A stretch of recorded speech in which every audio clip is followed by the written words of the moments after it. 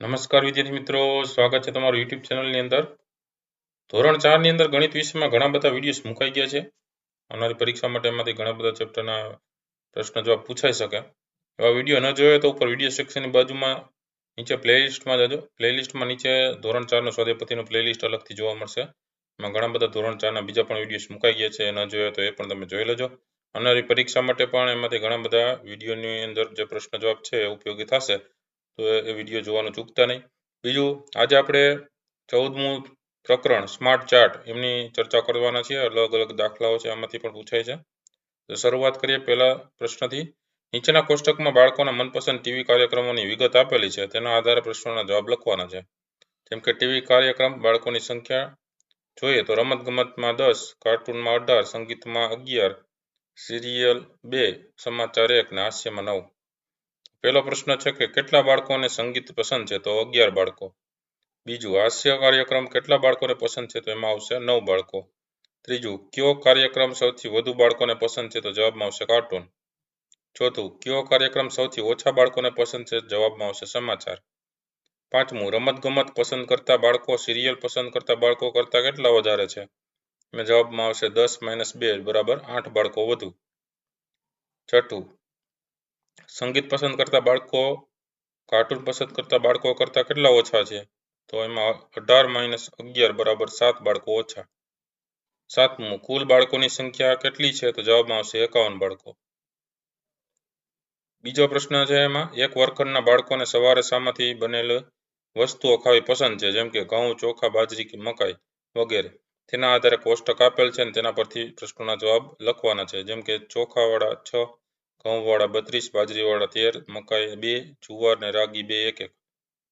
પહેલો પ્રશ્ન છે, મોટા ભાગે બાળકોને શામાંથી બનેલો ખોરાક વધુ પસંદ છે? તો જવાબ આવશે મોટા ભાગે બાળકોને ઘઉંમાંથી બનેલો ખોરાક વધુ પસંદ છે. બીજું છે, ચોખામાંથી બનેલી વસ્તુઓ ખાવાવાળા બાળકોની સંખ્યાની તુલનામાં ઘઉંમાંથી બનેલી વસ્તુઓ ખાવાવાળા બાળકોની સંખ્યા ખાલી જગ્યા છે. તો જવાબમાં શું આવશે? વધારે. ત્રીજું છે, મકાઈથી બનેલી વસ્તુઓ ખાવાવાળા બાળકોની સંખ્યાની તુલનામાં રાગીમાંથી બનેલી વસ્તુઓ ખાવાવાળા બાળકો ખાલી જગ્યા. તો જવાબમાં આવશે ઓછા. ચોથું છે, ઘઉંમાંથી બનેલી વસ્તુઓ ખાવાવાળા અને બાજરીમાંથી બનેલી વસ્તુઓ ખાવાવાળા બાળકોની સંખ્યાનો તફાવત કેટલો છે? તો ઘઉં - બાજરી બરાબર 32 - 13 બરાબર 19. તેથી બાળકોની સંખ્યાનો તફાવત 19 જેટલો છે. પાંચમું છે, ચોખામાંથી બનેલી વસ્તુઓ ખાવાવાળા બાળકોની સંખ્યા જુવારમાંથી બનેલી વસ્તુઓ ખાવાવાળા કરતાં કેટલી વધારે છે? તો ચોખા - જુવાર બરાબર 6 - 1 બરાબર 5. તેથી 5 બાળકો જેટલી સંખ્યા વધારે છે. ત્રીજો પ્રશ્ન છે, નીચે આપેલા ચાર્ટ પરથી પ્રશ્નોના જવાબ લખવાના છે. નાટક ચાર્ટ આપ્યો છે. x અક્ષ ઉપર પ્રવૃત્તિ, y અક્ષ ઉપર બાળકોની સંખ્યા. આ એક ત્રિકોણ બરાબર 3 બાળકો ગણી લેવાના. બરાબર, એના ઉપરથી પ્રશ્ન જોઈએ. પહેલું છે, કેટલા બાળકો અભિનય કરે છે? જવાબમાં આવશે 9 બાળકો અભિનય કરે છે. બીજું છે, કયા બાળકો વધારે છે? સેટ તૈયાર કરવાવાળા કે અભિનય કરવાવાળા? તો અહીંયા તમે જુઓ, આમાં સંગીતવાળા જે છે અભિનય કરવાવાળા. બરાબર, એમાં સંગીતવાળા સૌથી વધારે, પણ અભિનયને સેટ કરવામાં જોઈએ તો આ 3 તેરી 9 થાય ને આ 3 2 6 થાય. જવાબ લખી શકીએ અભિનય કરવાવાળા બાળકો વધારે છે. ત્રીજું છે, કયું કામ સૌથી વધારે બાળકો કરી રહ્યા છે? તો જવાબમાં શું આવશે?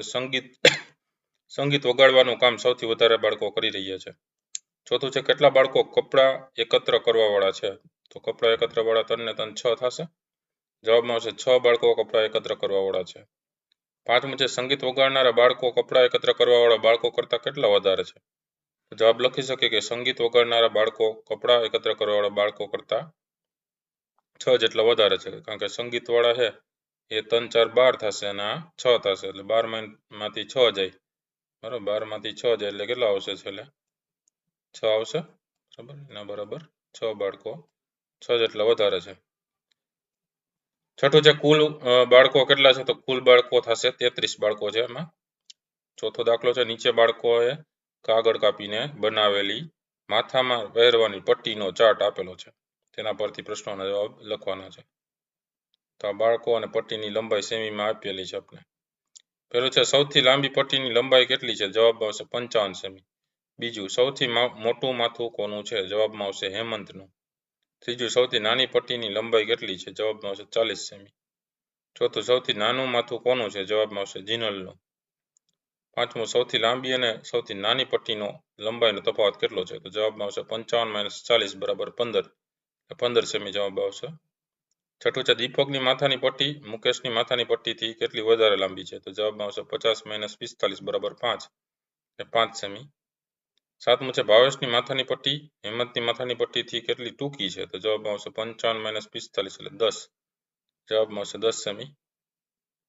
દાખલો પાંચમો છે, એક શાળાના બધા વિદ્યાર્થીઓ અલગ અલગ મંડળમાં ભાગ લે છે, જેનો વર્તુળ આલેખ એટલે કે પાઈ ચાર્ટ આપેલ છે. તેના આધારે પ્રશ્નના જવાબ લખવાના છે. તો રમત ગમત મંડળવાળા અડધા લોકો છે અને બાકીના અડધા ભાગમાં બે ભાગ પડી જશે, બાગ બગીચાવાળા અને ચિત્રકલા મંડળવાળા. તો જો શાળામાં 400 વિદ્યાર્થીઓ હોય કુલ, તો 200 આ બાજુ ને 200 આ બાજુ થાય, તો દરેક મંડળના સભ્યોની સંખ્યા જણાવવાની. તો 200ના પાછા ભાગ પડી જાય 100 ને 100 એમ. તો રમત ગમત મંડળમાં ખાલી જગ્યા સભ્યો છે, તો રમત ગમતમાં 200, પછી બાગ બગીચા મંડળમાં 100 સભ્યો આવશે અને ચિત્રકલા મંડળની અંદર 100 આવશે, કુલ થઈ ગયા 400.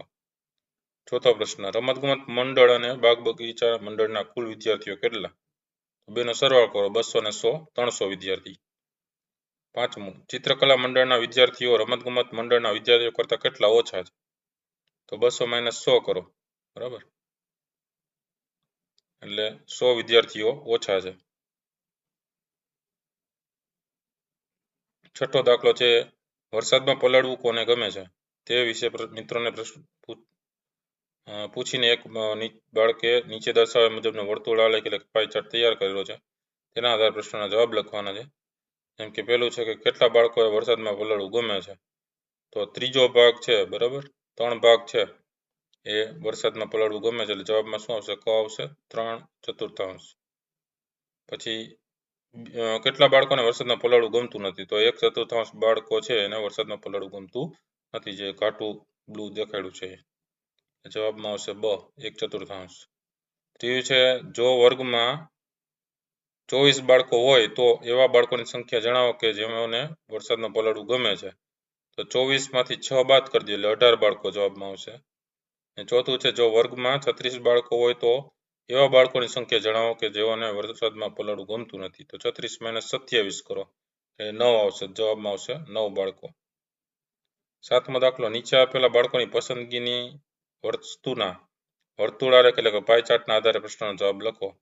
જ્યુસ પસંદ કરવા હોય તેવા, આઈસ્ક્રીમ પસંદ કરવા હોય તેવા, એ બે અડધા અડધા છે. અને બાકીનો અડધો ભાગ છે મિલ્ક શેક પસંદ કરવા હોય તેવા છે.